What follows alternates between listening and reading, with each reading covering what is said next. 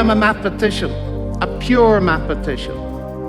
And we pure mathematicians have a very rigorous concept of proof. The Greek god of lightning was really postulated because the ancients were afraid of lightning. They couldn't understand it.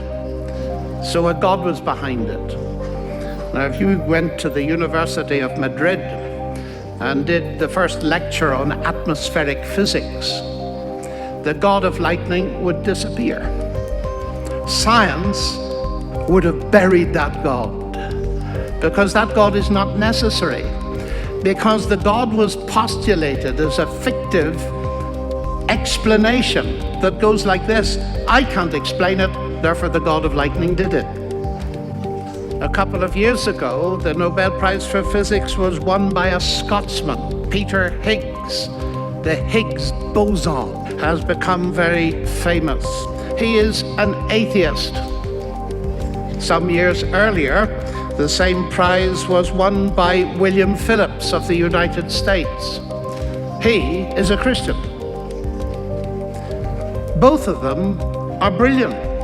They have won the Nobel Prize, so they are not divided by their science.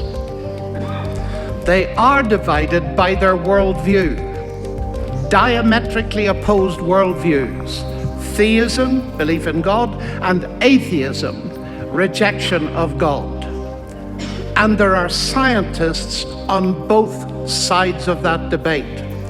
Indeed, it is interesting to learn that between 1900 and 2000, that is 100 years, 65% of Nobel Prize winners have been believers in God.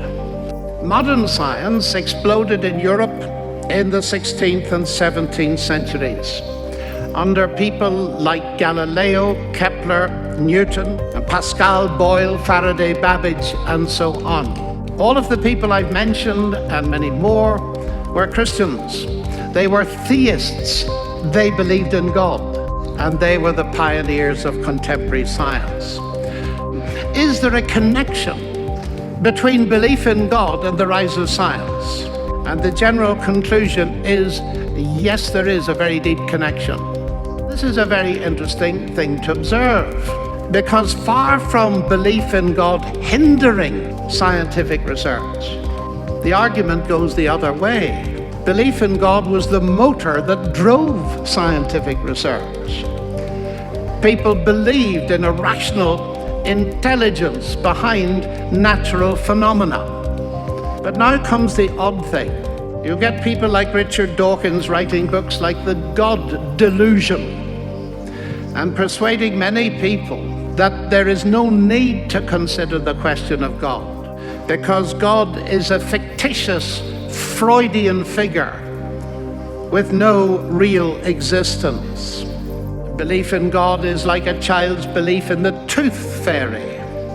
That's a very curious thing to say. To put God in the same category as Santa Claus is foolish intellectually, because some of the best brains of history has spent years thinking about the nature of God and writing about the nature of God. And C.S. Lewis probably put it best when he said men became scientific because they expected law in nature, and they expected law in nature because they believed on a lawgiver.